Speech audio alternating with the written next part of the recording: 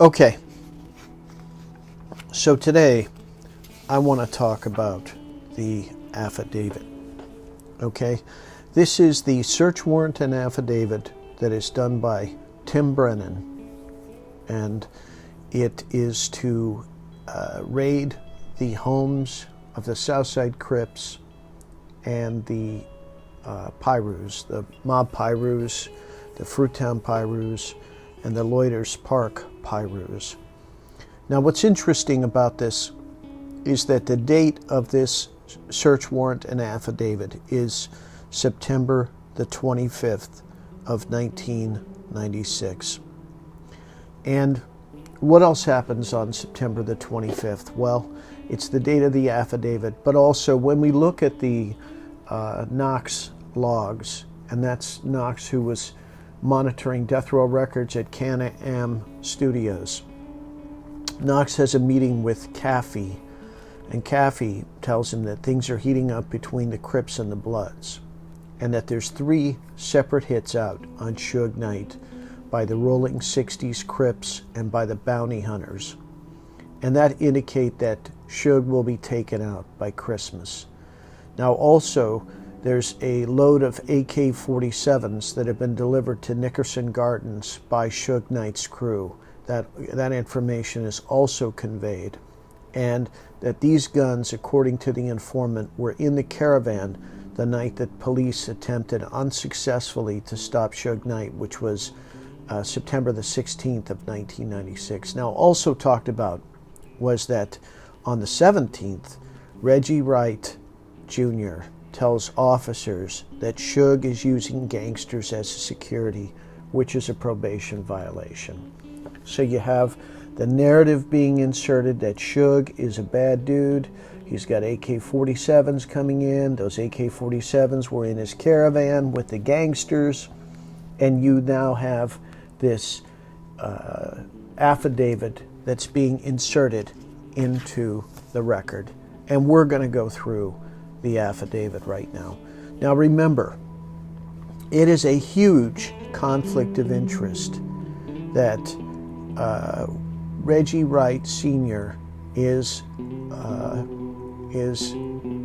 at the Compton Police in charge of the gang unit, and Tim Brennan works for Reggie Wright Sr. Okay, and Reggie Wright Sr. is the father of Reggie Wright Jr., who is the head of Death Row Securities. And remember, Gotham comes over Reggie's radio at Club 662. Reggie is the one that disarms security. Okay? So we have all of these things that are going on, and if you look at that MGM tape, you can see that the Orlando Anderson thing is clearly a setup, and that will play at the end like it usually does, so you can see the setup. But now you're going to see the affidavit, and you're going to see that this whole investigation is compromised from the beginning. It's a conflict of interest for Compton to insert itself in Las Vegas's case. Compton steers the narrative by doing this affidavit and search warrant. And remember that Suge Knight is not killed that night, and Tupac lived 7 days. 12 days later, on the 25th, after Tupac dies, the affidavit is written, and Suge is asking what happened. And this document is probably what's going to be used to tell him what happened, so that they can keep Suge in the dark. So in one breath, they're trying to send Suge away, and in another breath, they're trying to keep Suge isolated from the truth of what really happened by spinning this narrative that Biggie is behind the killing, that the killing was paid for from the East Coast, and it's Southside Crips, and Orlando Anderson is the shooter, the guy that took the beating in the club. And so when we look at the property descriptions, we go through and they're looking for guns and all the normal things that they look for in an investigation. And then we break down who, what location, and they have to have legal descriptions of what these locations are, which means somebody has to go out and actually collect that information previously, which maybe that information is on file, maybe they actually had to go collect that information of where they want to search. And so the first few pages of this is we're going to go through what all of those locations are, legal descriptions of those locations, because before they enter a place, they have to know what it is, how it faces, all that other stuff, because they need to understand how they're going to infiltrate those locations. So location number 31 is canceled, okay? And I just want to point out, is this the home of White Boy, aka Danny Patton?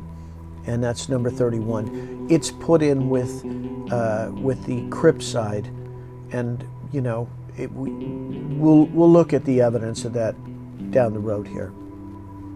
So Orlando Anderson is known as Baby Lane, but he's listed in this document as Lando and a couple other monikers on him. Okay, now there's two locations that are listed for Orlando Anderson in this affidavit. And so they're bringing special emphasis on Orlando Anderson. So they're trying to push the fake story that they pushed with Frank Alexander, that there was a chain snatch at the Lakewood Mall, and so they need to make sure that they can put Orlando Anderson in Lakewood, and so they got to have a Lakewood narrative. And so that's what they're pushing with this affidavit. Okay, so we got all of this information about how much gang knowledge this guy Tim Brennan has. He's got 14 years experience, he's done intelligence, he's done hundreds of investigations, and he knows everything that could possibly be known about Compton and about gangs. Okay, so one thing to note, on page 11, Tupac Shakur and Marion Suge Knight are both listed as targets of that shooting. And on page 11, also, Biggie Smalls employs Southside Crips as security, and that's trying to paint the narrative that the Southside Crips are behind it, but it's really Biggie Smalls that's behind this, because that's what they're trying to tell Suge Knight. Hey, Biggie was behind this. And the rivalry between Puffy and Suge is not gone unnoticed by everybody, and they want to paint the narrative that, hey, Suge, Biggie's behind this, and we got to go get him. And that'll come to play later as we get into why did Christopher Wallace get murdered at the Peterson Automotive Museum. But let's get back to this. So September the 9th, Darnell Brim is shot. He survives. Lakeisha McNeese also survives. She's struck with gunfire. She survives. Okay? And then we get to page 12. Page 12 is where all of a sudden we get into the Las Vegas narrative. And the Brim thing, the vehicle is described as a gray Honda type vehicle, and that's important because the gray Honda will come into play a little bit later, and we'll talk more about that as we get to it. But the Las Vegas connection is mentioned when we get to page 12, and here's where Lieutenant Reggie Wright inserts himself into this case. Okay, we see on page 12, Lieutenant Wright monitored a radio call of 2 gunshot victims at 713 North Bradfield Street. Okay, and this is now where we insert the entire Las Vegas narrative. We got to have a Las Vegas connection. So the driver is David Keith of Travis Avenue in Las Vegas, and September 12th, 74 is his birth date. And 3 subjects were known as Southside Crip gang members: Willie Sloan, Avery Cody, Qatar Carroll. And there are no weapons or contraband located, but the vehicle was not one that was used in the shooting, but David Keith's driver's history reveals a Las Vegas address of 2109 Haveling Street. And that information is going to pop up a number of times. And don't forget, the conflict of interest is huge. You have Compton Police that works off duty at the MGM Grand Hotel during fight nights. You have Lieutenant Reggie Wright Sr., who has a huge conflict of interest because his son is the one that disarmed all the security people. His son decided what routes everybody was going to take and what security assignments were going to happen that night, and what made sure that Tupac only had one security on him while there's 20, 30 people over at Club 662. The star artist only has one security person on him, and he's following in a car that's out of gas. So everything has been done to minimize the impact and make sure that there's not going to be shots fired back at the people that are going to be firing upon this car. And the conflict of interest is huge because Reggie Wright Sr. has no business having anything to do with this case because his son is involved and is the head of death row security. So it's a massive conflict of interest. Okay? Now, in the shooting on September the 10th of George Mack, aka Mack, now doesn't it seem strange? There's a drive-by shooting and live shells are found at the crime scene. Like the drive-by shooting, they just threw bullets out. So not only are they shooting bullets out the window, but they're throwing bullets out the window too. And they're finding live shell casings at that crime scene. Just seems a little strange. Worth taking a look at, worth noting. Now, then we get to September the 10th, okay?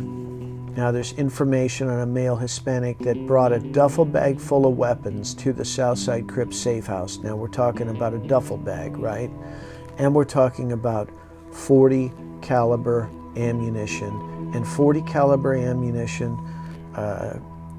is 40 cal was used in the Tupac murder. Those are the bullets that led to the wounds that night that sent Tupac to the hospital. Okay? So, we've got now there's a luggage tag, okay? And we're back to that 2109 Haveling Street in Las Vegas, okay? So we're back to connecting Southside Crips to Las Vegas and Southside Crips with Orlando Anderson, now a 40 caliber Glock. And did Reggie Sr. know the caliber of the weapon that was used in Las Vegas? Okay, Kevin Hackey said it was a 40 cal Glock coming out the window, and we know from Las Vegas that it was a 40 cal Glock. And the guns, the duffel bag, the luggage tag, were to believe that the guns were somehow transported on an airplane. Now, have any of you guys gone through airport security? Have you guys checked in those duffel bags? There's no way somebody just takes a duffel bag full of guns and puts it on an airplane. So the whole thing seems very fishy, okay? And now then we have, Jerry Bonds, okay, Monk, Shoshone, S-Dog, okay?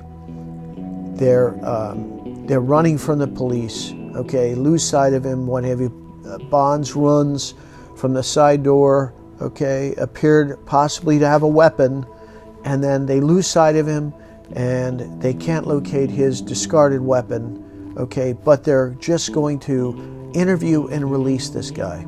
Have you ever heard of somebody that has a gun in his waistband, runs from the cops, and is detained and released? I mean, doesn't that seem fishy? He's apprehended, questioned, and released, and they can't find the gun that they saw, and they're just going to release him. The whole thing seems very fishy. And Bonds is listed as one of the drivers of the Cadillac, okay? So the whole Reggie Wright Sr. thing has started the Las Vegas connection. And we're seeing this narrative being written now into the statement of probable cause. Okay? Now, Bonds gives correct names on all the subjects they're questioning him, but when he gets to a person named Orlando Anderson, now they're calling him Little Land or Lane, he gives a false name. So now they're making it seem suspicious, okay? And he denies it a couple more times. They got to build that into the narrative to make the, hey, you know, there's something here, we got to look here. Well, who's this Orlando character? Yeah, we're selling the Orlando did it narrative. Okay, so then we get to September the 11th, okay, and Bobby Finch is killed in a drive-by shooting at Mayo, and the informants have told police that mob Pyrus are the suspects in the murder. The suspect is described as a black male in a tan, red, 70-80s Honda Civic hatchback, okay?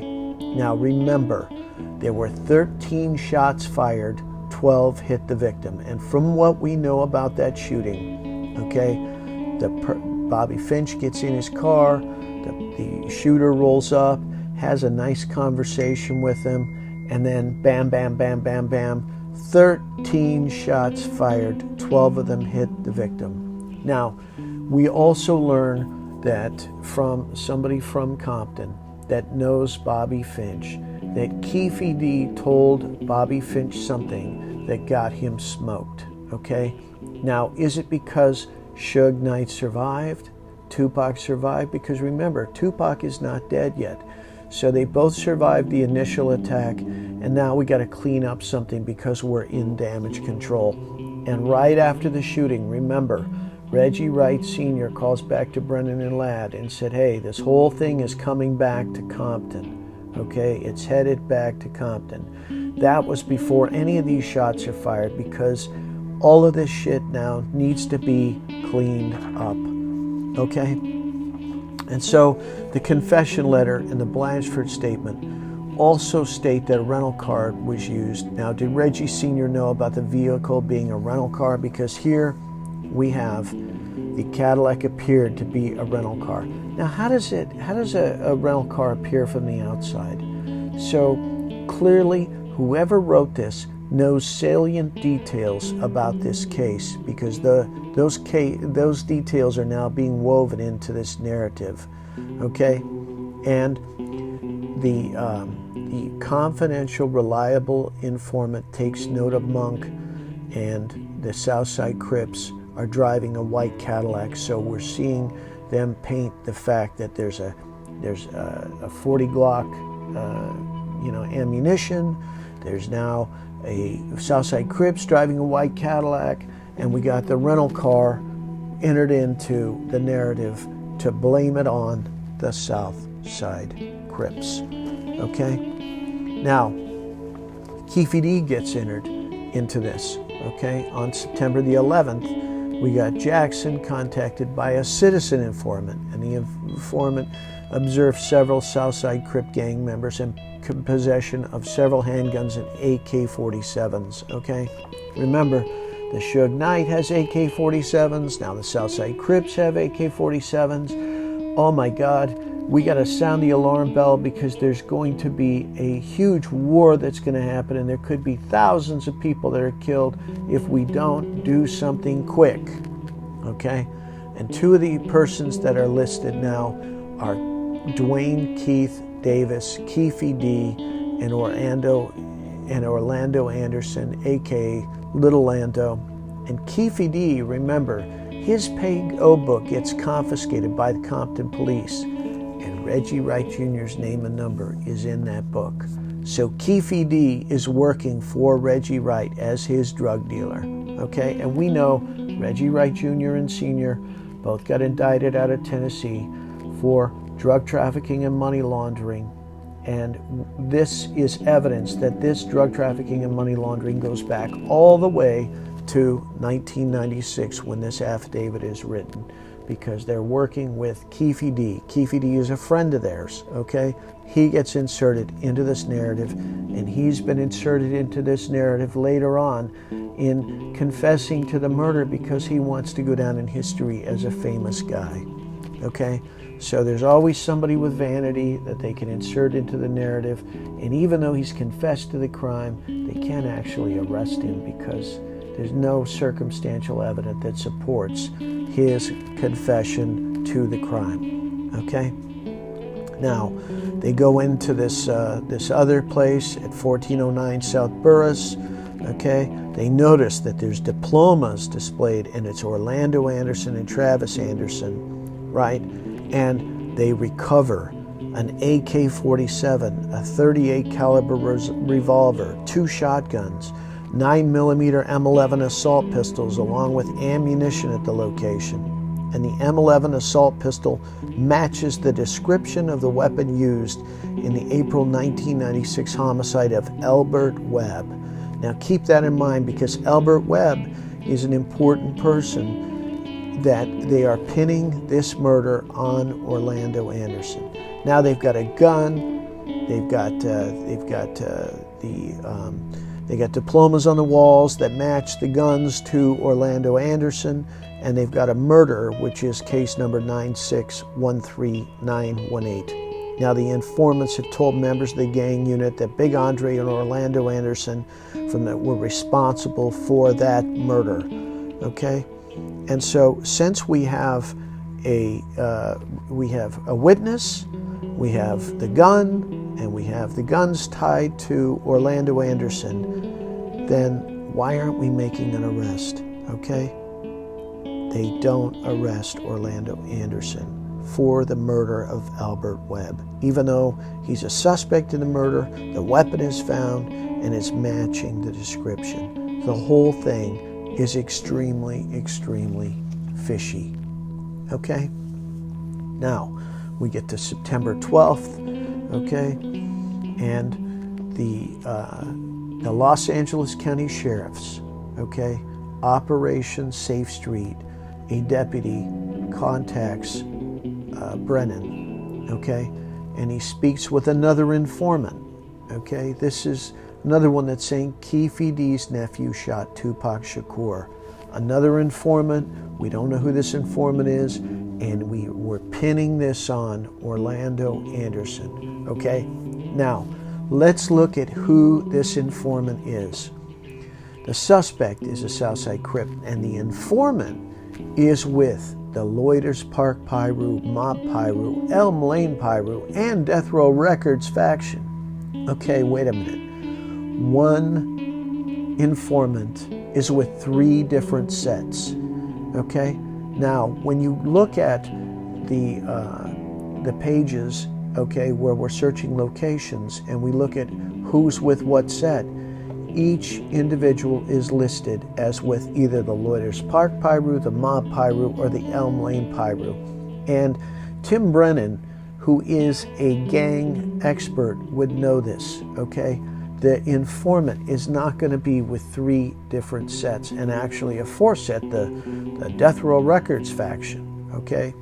This is now, we want to make it seem credible, so he's with all of these guys. So we're getting information from somebody who's wrapped into all 3 sets, okay? And the other informants have actual numbers. This informant claims 3 different sets. It's very, very fishy. Page 30 lists all the members as belonging to a specific set, okay?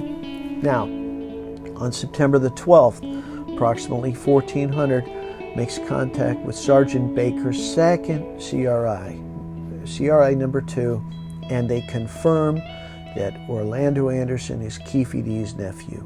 Okay, well, that's something everybody would have known then, especially since Keefe D is such a great friend of Reggie Wright Jr., Reggie Wright Sr. Okay, Keefe D is known to all of these guys, but we got to get it on the record that Keefe D and Orlando are connected.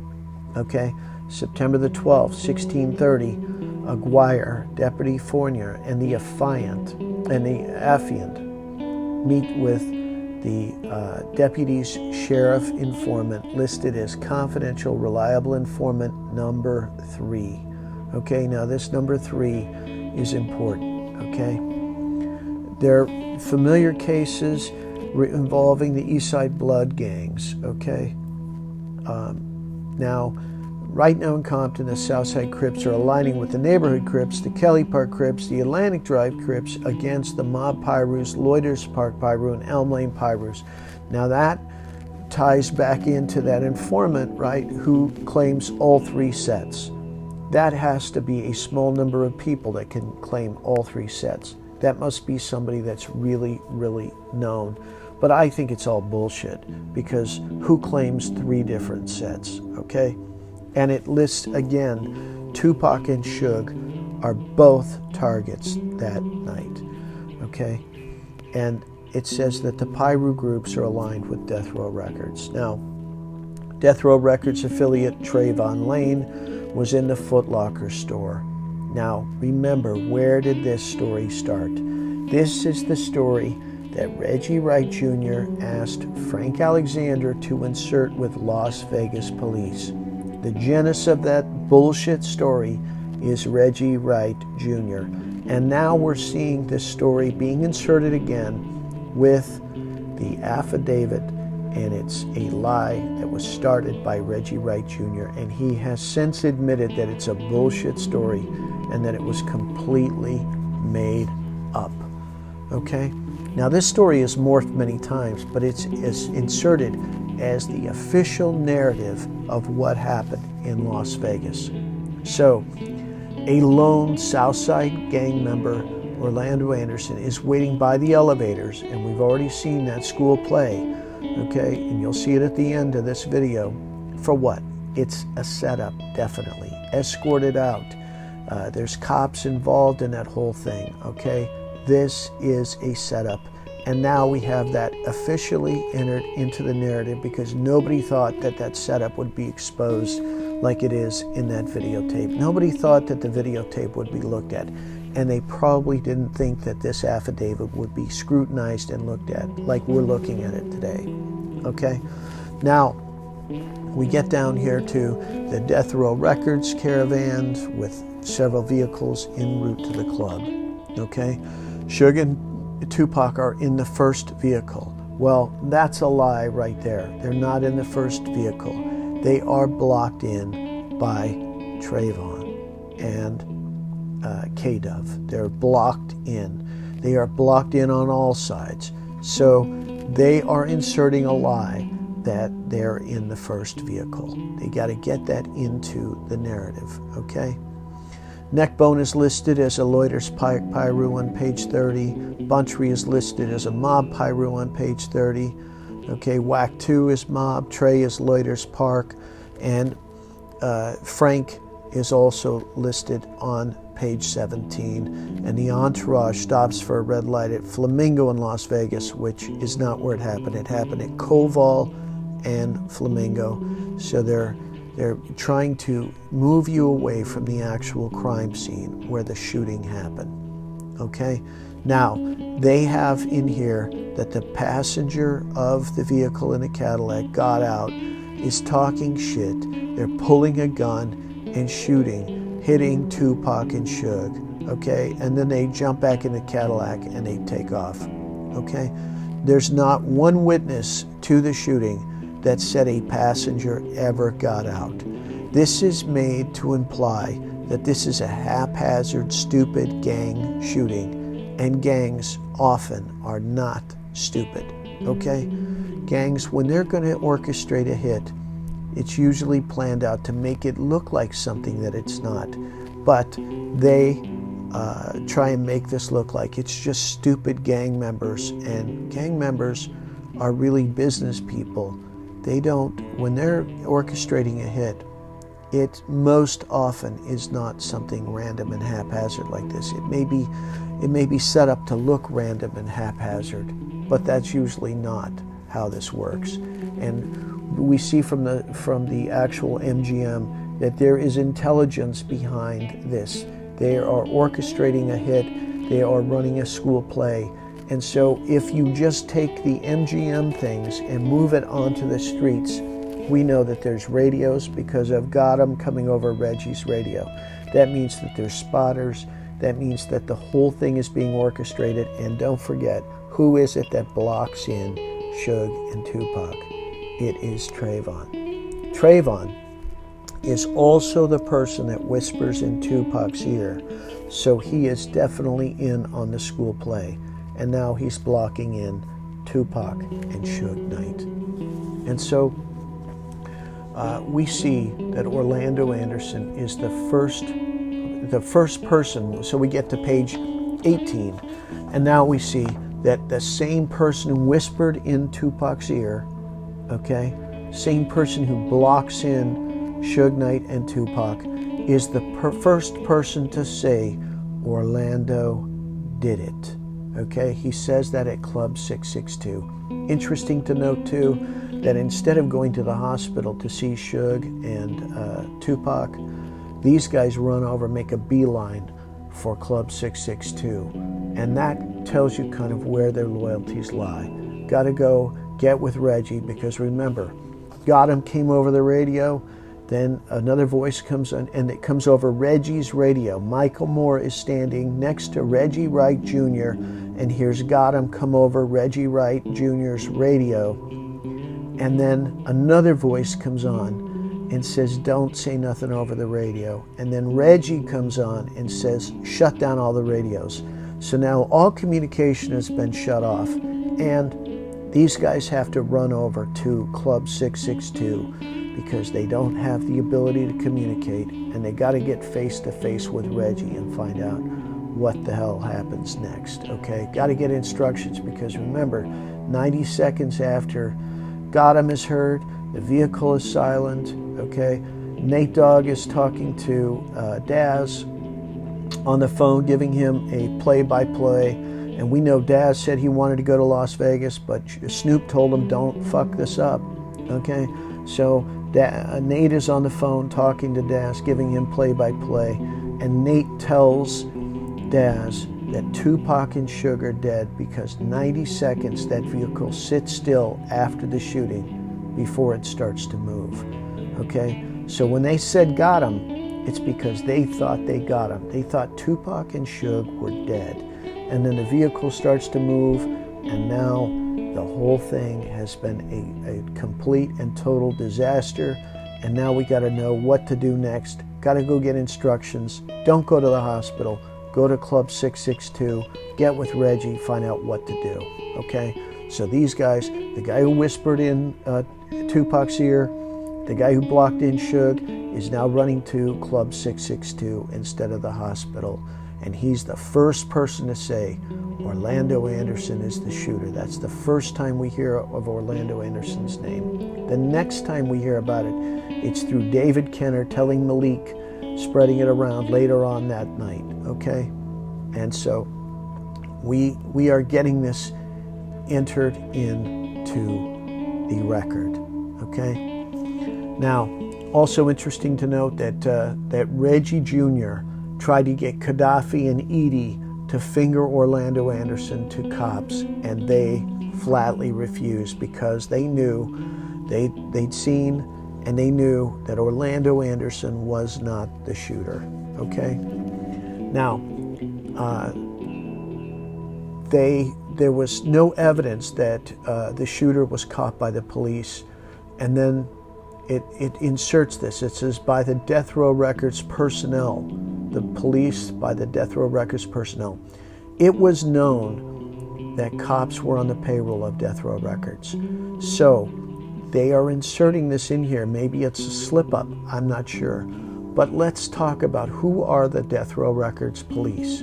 Rafael Perez, David Mack, Kevin Gaines. Okay, did they catch the shooter? Well, it's highly likely that those guys had contact with the shooters afterwards, because remember, they monitor police frequencies on radios. They coordinate things on radios. And if we move the school play that we saw at the MGM over into the streets, that means there's spotters. That means there's, coordination that's going on. There's a police stop, and that starts the whole thing, the time period ticking. And Rafael Perez, David Mack, Kevin Gaines. We know for a fact that David Mack and Kevin Gaines are in Las Vegas. Rafael Perez, we've got good information that Rafael Perez was also there, and he's an affiliate with the two of them, so it's highly likely that he was also in Las Vegas. Now, right after the shooting, Reggie Sr. tells Brennan and Ladd, this is headed straight back to Compton. Okay, headed straight back to Compton. Now, here on page 18, remember, we get down to where white boy Danny Patton is now inserted into the narrative. And this is back in 1996, okay? The confession letter doesn't get written until 1998 that mentions white boy Danny Patton, okay? And that's the confession letter, Chris Blatchford's statement. The time frame on that thing in 1998 goes into Chris Blatchford's file and is filed away until it comes out in 2013 when Russell Poole has a meeting with Chris Blatchford. Now, white boy is listed here, but his residence is not listed in the search. Now, it seems odd, doesn't it? Since he's threatening to retaliate right here. And on Sunday afternoon, September 9th, the following gang members meet at Loiters Park to discuss retaliation against the Southside Crips.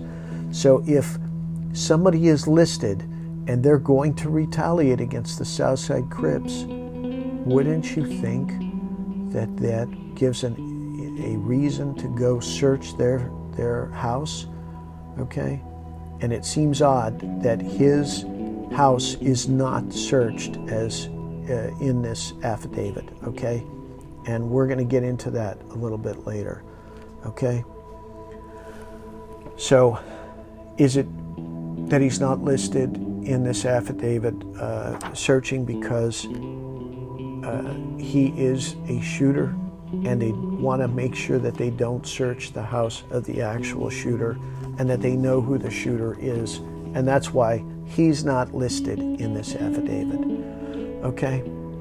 Now, we have several people talking about getting the Southside OGs, Brim, Fink, what have you, Keefe D, and they're talking about Keefe D living on Mayo, hanging out on Burris, and they say they're going to do drive-bys on Glencoe, Burris, Pearl, Mayo. They got guns. We've got informants talking about this. And wait a minute, all of this evidence that there's guns and what have you, and that there's going to be thousands of people that are going to be killed, but they don't do a big gang sweep and just put these people in to cool them off, you know, hold them for 48 hours just to cool things down. No, none of that gets done. So no action is taken until the 25th of September when they're going to do this big gang sweep, okay? So page 19, we got white boy mentioned again, okay? And now we got the Nissan Altima, that silver gray that happened, that was listed previously, okay? And it's the closest thing to Ken & Cannon's gray Nissan, okay? That's a match. And why isn't he listed in the searches? They got his vehicle, they got a drive-by, they've got handguns that are caught with these people, and yet Kenneth Cannon is not listed in the search. Seems fishy to me. Okay, we get to page 20. Kenneth Coleman, Willie Norton, A.K. Wilbo, also not listed in the searches. Okay, and now we get here to, again, Fink Rodney Dennis, who is called Mob James, and tells him that Southside Crip members who live in Las Vegas, they killed Tupac, and gave Mob James the Las Vegas address. So, Mob James is going to be the one that's going to solve it, because he's going to get you the address of the killers in Las Vegas, because it's Southside Crips in Las Vegas. So now it looks like the case is solved by Mob James, and he'll simply get the address and the case is solved. And we learned from the metadata in today that Mob James is the one that Reggie Wright Jr. parades out when he wants to refute something. So Reggie Wright Jr. has Mob James in his back pocket, gets to parade him out today, and he's listed in the affidavit as the guy who's going to solve this case. Just like Keefe D is inserted, and he's Reggie's buddy too. So they're all in on this, and this affidavit is a smoking gun pointing us to the killers. And Keefe D says something to Bobby Finch that gets him killed. Mob James is the one who can get you the address on the Southside Crip killers, and he's going to solve this for you, okay? So they pop up here out of nowhere. And this is interesting too. All of a sudden we have the C70 members, and they pop up almost as a non sequitur, okay? And they're the ones that are inserted as being behind the attacks on the Southside Crips. So which is it? Is it the Pyrus that are behind the attacks on the Southside Crips, or is it the CV70 members that are behind the attacks on the Southside Crips? So they pop up here out of nowhere, but they're also not searched. They show up nowhere in the search, and they're supposedly behind the Southside Crip attacks. Okay, so very, very strange.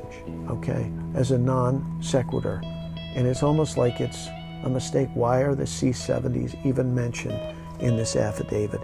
Probably a mistake, or who knows. So the confidential reliable informants on page 21 says the CR70s are behind the Southside payback, and says that Orlando Anderson might be the guy. The guy for what? He doesn't say for what. This is an informant that points this out and says Baby Lane might be the guy. That's pretty interesting, because it's painting Orlando Anderson as the guy, but they don't say the guy for what in this affidavit. Okay, they say it in other places. So what we're doing is we're making an association with these CV70s and Orlando Anderson being the guy. Okay, so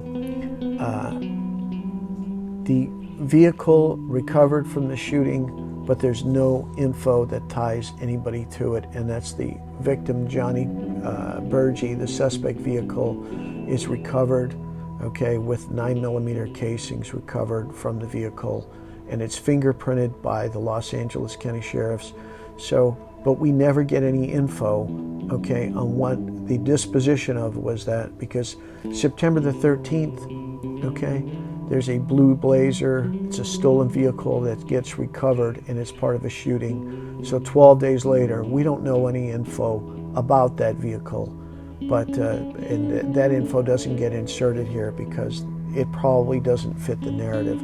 So they don't want to. They want to exclude exculpatory evidence. They want to just make this as bad as they possibly can. And then September the 13th, okay, Sergeant Baker's informant number 2 informed that Keefe D's nephew shot Tupac, okay? We're making it clear Orlando was the shooter. Orlando was the shooter in this narrative, because we gotta dirty up Orlando. We're gonna give him up on a silver platter to the Las Vegas police when they come out, and the Las Vegas police have no interest in Orlando because they got videotape footage of Orlando at the bar and then going to his hotel room because he's been busted up. And don't forget, Orlando was escorted out of there minutes after the altercation at the MGM. Now, anybody that's been in a fight and gets detained knows that that's not standard operating procedure, especially when everything is caught on videotape. They're not going to be just allowed to leave. There's going to be an investigation, and it's going to go on and drag on. But no, we got cops in there that are making sure that Orlando gets out so that he can become the Patsy. Okay? Now, Ronnie Beverly is killed on September the 1st in a drive-by shooting. So the shootings began before September the 7th, okay? And they're inserting in that the Southside Crips just got money from the East Coast. So now this is where they're trying to make the inference that Biggie Smalls is behind the Tupac murder. And don't forget that on September the 13th, okay, Marcus Childs, an Elm Lane Piru member, okay, Fruittown Piru member Marcus Childs and Elm Lane Piru member Timothy Flanagan are shot and killed in Burris. And this is while Tupac is still alive. Okay? We get to page 22 of this affidavit. Okay? Informants are now reporting that there's going to be more blood and Crip sets aligned for further assaults. We gotta ratchet up the hype about this gang war that's coming, because we gotta, there's only one solution.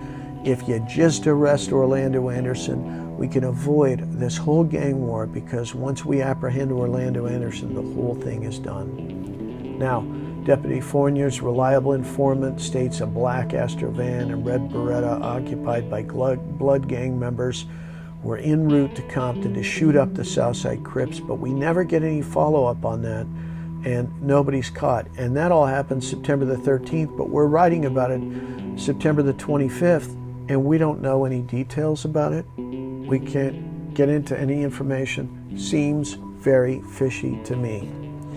And then on September the 13th, Officer Richardson receives a further description of the shooter in the blue blazer, okay, and the description matches that of Orlando Anderson, and a mugshot folder is prepared. Days earlier, a 9mm and a MAC-11 assault pistol were recovered from Anderson's residence. So we got a witness, we got guns, and it puts the gun in the hand of Orlando Anderson, and yet he's not arrested. He's not charged with murder. Doesn't that seem fishy? The cops that you know, if they know somebody is a killer, they got a witness that says he's a killer, and they put him in the vehicle that was used in the drive-by. Isn't that enough evidence? Isn't that probable cause to go arrest him and charge him with murder?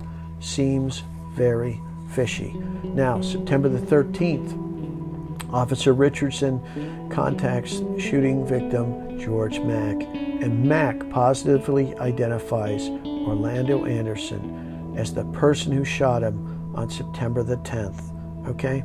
So now we're 15 days later after that shooting, and another witness positively identifies Orlando Anderson as the shooter, and yet he's not arrested.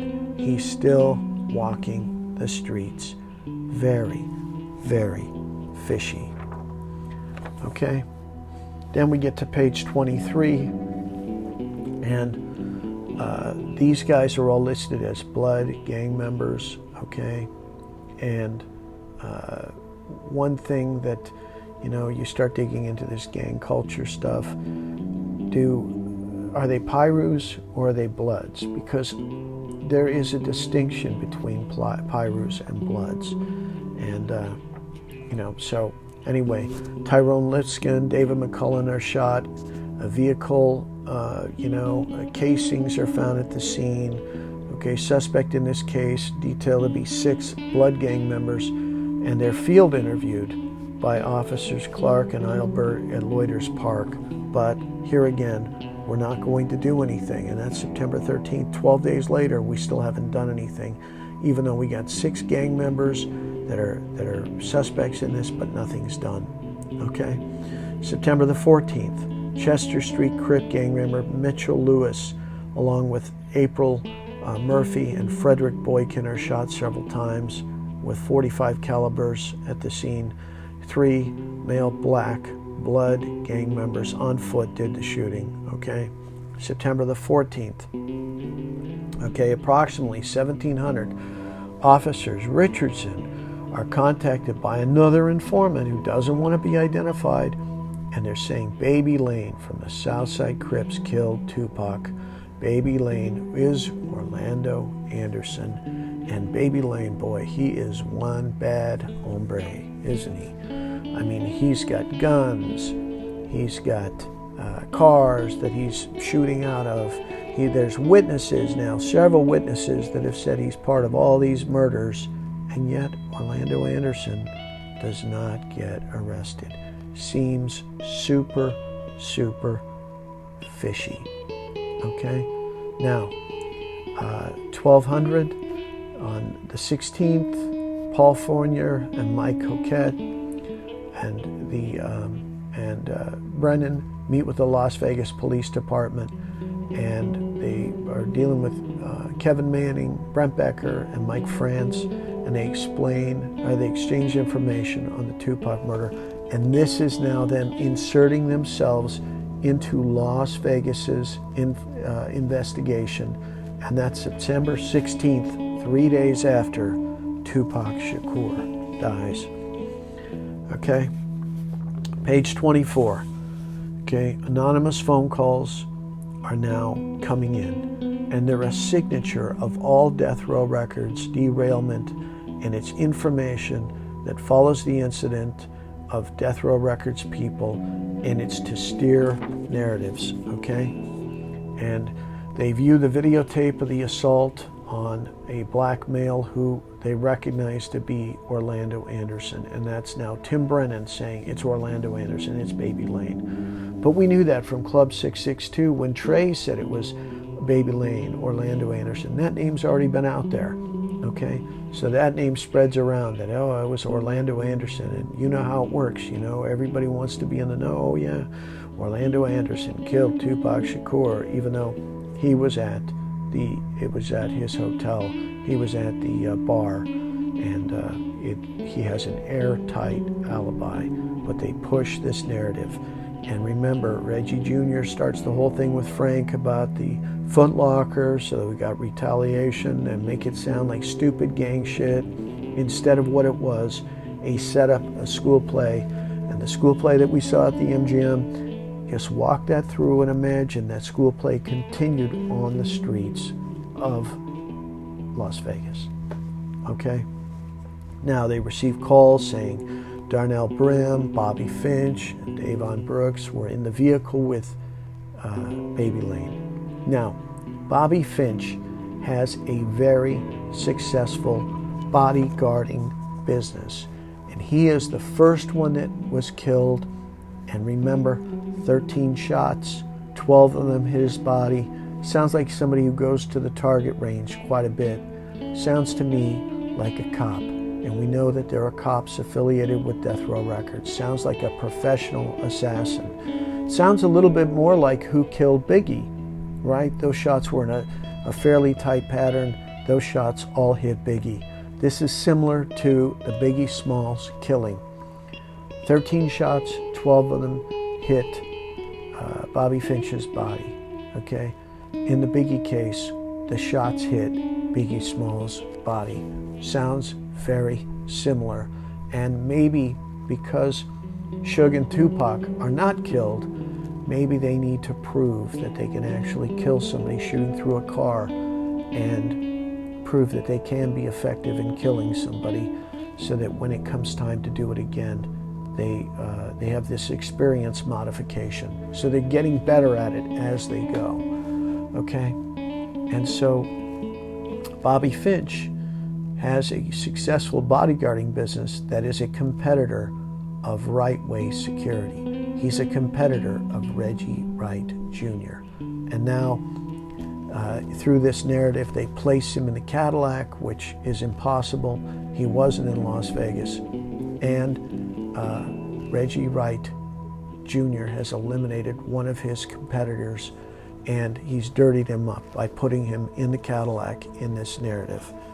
Okay, and we have this Las Vegas connection. Okay, in this, Las Vegas police have a Vegas address on Davion Brooks, and Brooks' checks has moved the first week. The apartment lessee was David Keith, aka Tank, and he's an employee of the MGM Hotel in Las Vegas, and he's field interviewed after a Compton shooting, September the 10th, okay?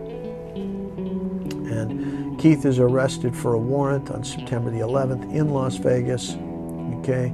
Nevada license number on the vehicle, and it comes back as 2109 Haveling Street, which is what we found before, and it's the same address as the tag found on the duffel bag. And remember, the duffel bag, was used to bring the guns inside, and they found a luggage tag from Southwest Airlines or whatever, and we're meant to believe that they're bringing guns on the airplane, and they're bringing them back from Vegas, and they're examining a box of 40 caliber shells that are there. We got shells that match the caliber of the gun. We got a luggage tag that leads us back to Vegas. We got, Southside Crips in Las Vegas, and so we're tying Baby Lane into the Southside Crips. So this puts a bow on the case. David Keith with badass hombre Baby Lane to the killing, so go ahead and make an arrest. The trouble is, nobody in Las Vegas is buying this bullshit, okay? Nobody in Las Vegas is buying this bullshit, okay? So, now we get to page 25. Las Vegas Police Department provides a copy of the visitor's log to Marion Suge Knight's Las Vegas home, okay? Now, we remember confidential informant number 3, okay, who we tied to the three different sets, okay? He's the informant that gives us the fake Foot Locker story that's made up by Reggie Wright Jr. and started by pressuring Frank Alexander to lie. And we've already proved in a previous, that confidential informant number 3 is reliable because he has information from 3 different sets. He claims 3 different sets. And so now he has this whole narrative of the Foot Locker story, okay?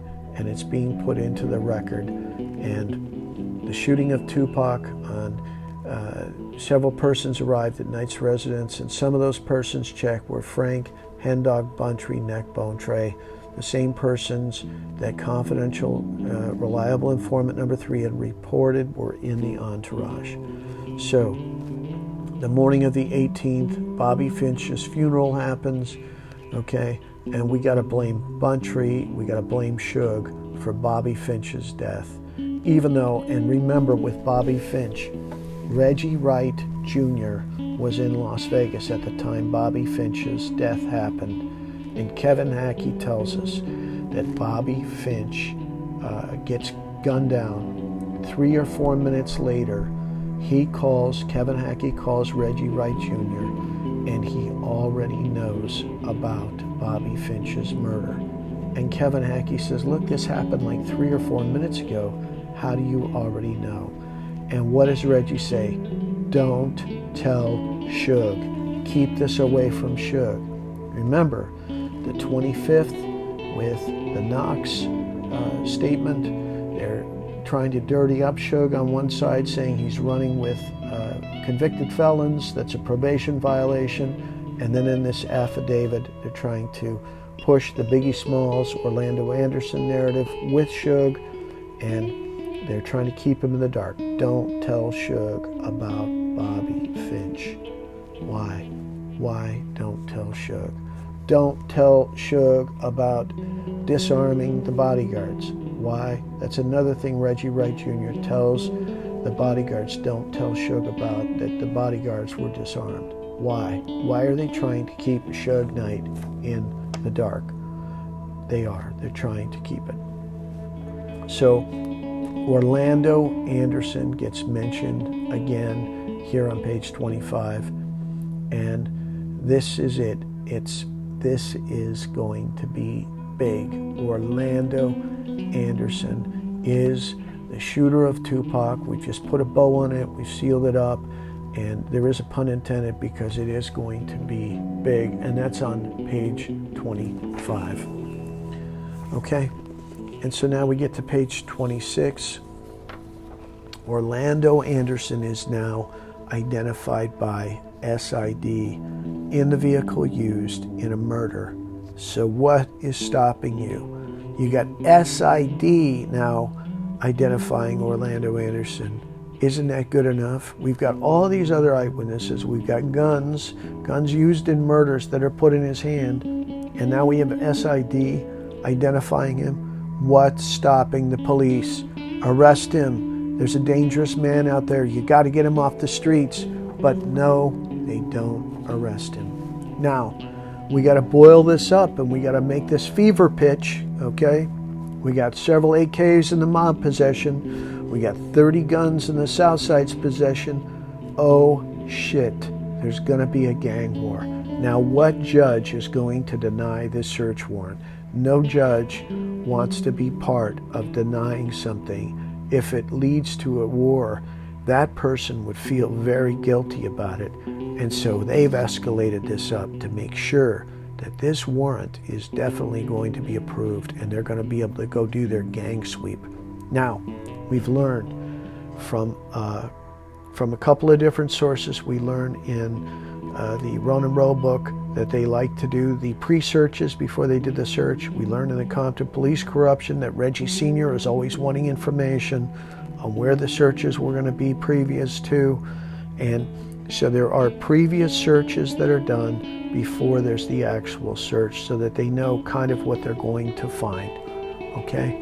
And then we get down here to the bottom of page 26. And Orlando Anderson is in possession of a .40 Glock.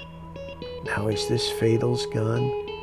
It matches, according to Kevin Hackey. Remember, Kevin Hackey said that he got the gun back from Santa Monica Police Department. He took it to the ATF and FBI. They ballistics tested it, handed it back to him. He handed it to Reggie Wright Jr. Reggie Wright Jr. hands it over in the gang truce meeting at Balboa Park. That gun is used in the shooting, and then the ballistics are supposedly tested, and there is a match. That gun is used to shoot rapper Tupac Shakur, okay? And now, according to Las Vegas Police Department, a Glock 40 is used in the shooting, and the information isn't released to the public, but this affidavit does get leaked, okay? That's why we have it today, okay? Now, on September the 20th, we got funerals happening. Tim Dog's funeral, okay? Elm Lane Pyru killed in a drive-by shooting. His funeral's head. And now we have another witness, okay? Witness Hibbler, okay? This is a person we're actually putting his name out. He is testifying that Orlando Anderson was the shooter in the Albert Webb 187, okay? Now it's ironclad. Again, another witness, okay? And then he shows him the Mac 11. He said, that's the gun. So we got the gun. We got Orlando Anderson. We got a positive ID. And we don't arrest Orlando Anderson. What the hell? That is just crazy talk. Why don't we arrest Orlando Anderson? It's crazy. Then we have the Blazer that gets tied to Orlando Anderson in the shooting, and we still don't arrest Orlando Anderson. Now, when they do the raids, okay, they have the big sweep, and Las Vegas comes in for the raids. They hand up Orlando Anderson on a silver platter to the Las Vegas Police Department. The Las Vegas Police Department say, hey, we're not interested in him because Orlando Anderson had nothing to do with the murder of Tupac. And the Las Vegas police knew that, and they didn't want to be embarrassed. And they knew that this was a compromised investigation because the head of death row security is tied to the Compton Police Department, who's handing up Orlando Anderson. And it's Reggie Wright Jr.'s bullshit Lakewood Mall story that gets this whole ball rolling. And Trayvon, guy who blocks in Suge, guy who whispers in Tupac's ear, the guy who runs to Club 662 and says, hey, Orlando is the shooter, okay? I mean, you can't make this stuff up. And Keefe D tied to Reggie, Mob James tied to Reggie, and they're the same people that we're parading out now, including somebody who worked on David Mack's bank robbery case, and that person is a guy named Greg Kading. And David Mack gets a deal. He doesn't have to give up his accomplices, okay? He doesn't have to give up the money. He gets a deal, goes off to prison, serves his time. And Greg Kading worked on the David Mack bank robbery case, okay? So he's another person that gets paraded out and recycled. And he is glossing over the David Mack investigation of the bank robbery, and now he's part of the murder rap cover-up that's orchestrated by the LAPD to make sure that this doesn't blow back on LAPD. It's damage control inside of LAPD, and the David Mack thing And that's who we parade out. All these same characters just seem to be recycled in this story. Okay? Now, page 28. Okay? We have the locations that are soon to be listed. Okay? And they're looking through, 40 caliber, 45 caliber, 38 caliber handguns, what have you, that they're going to be looking for in this. And the one person's residence that doesn't get searched is Danny Patton. And Danny Patton is somebody that's listed in the confession letter. And you can also see Danny Patton is paraded out by who? By Greg Kading, the guy who took care of the David Mack bank robbery investigation, is now parading out Danny Patton to do an interview. And you can see his tells, you can see the lying that's happening, and that tape was analyzed by a lie expert, and we can tell that whatever happened, Danny Patton is not being truthful about what happened, okay? Now, on page 29, we have a request that we keep the identity of the confidential, reliable informants confidential, okay? We keep their identities confidential. And I would just say this. They want to keep their informants confidential, and they don't tell us who they are. But anytime there is an informant that leads back to death row records, their information is outed. It happened with Mario Hammonds. It happened with the girls in the videotape. It happens with the El Rey Theater. And it happens in the Snoop Dogg murder trial. All of these confidential, reliable informants and witnesses that would testify, their information gets leaked. In the Snoop murder trial, they get intimidated by LAPD and the Compton Police, and those witnesses decide that it's not in their best interest to actually testify in the Snoop murder trial, and so the witnesses dry up in those cases because their information gets leaked to the Compton Police Department and LAPD to intimidate them. And that's what we see in all of these. They want their witnesses to be held confidential, but witnesses against either Compton Police, LAPD, or anybody inside of death row records, those witnesses all get leaked. Now, we get into the actual locations, okay, and we look at page, what would this be? This is page 30 and page 31. Page 30 lists the Pyrus, okay, and we notice, oops, we get down to number 20, and they have to insert a second person, and that looks like copy paste because the 20 is out of the margin. Now, is this where Danny Patton was listed? Okay, and they had to put his stuff as redacted. So what do? We got to move it over to the Crip side. Okay, now we're just speculating here. We don't know who created this document actually, but remember back then it wasn't like things were a little bit different, and so they probably did a cut and paste here is what it looks like, and they put in number 20. It looks out of the margins. Okay, so they want to make sure that when they do the cancel location with the Southside Crip, they put it on this side, and we want you to, so we're going to cancel. Maybe that's where Danny Patton, his location was, and they cancel it, move it over to the Crip side to conceal his residence. So they added a second number 20 on the other side. And then Orlando Anderson is listed twice, because remember, we got to bring attention to him. He is the big bad hombre, Orlando Anderson, Lando, Land, and we got to list him twice because we're going to offer him up to the Las Vegas police, but the Las Vegas police are not biting. They don't believe the bullshit, and they're not going to get sucked into the plan to derail another investigation. Now remember, they're trying to keep Suge in the dark and feed him a bunch of BS, and they're trying to feed information to the police that Suge's got AK-47s, that he's violating his probation, he's traveling out of the country, and they're trying to take Suge down. And remember, the tape, that the Orlando Anderson beatdown tape from the MGM, gets entered into evidence by David Kenner. That's how that information gets entered in Suge Knight's case.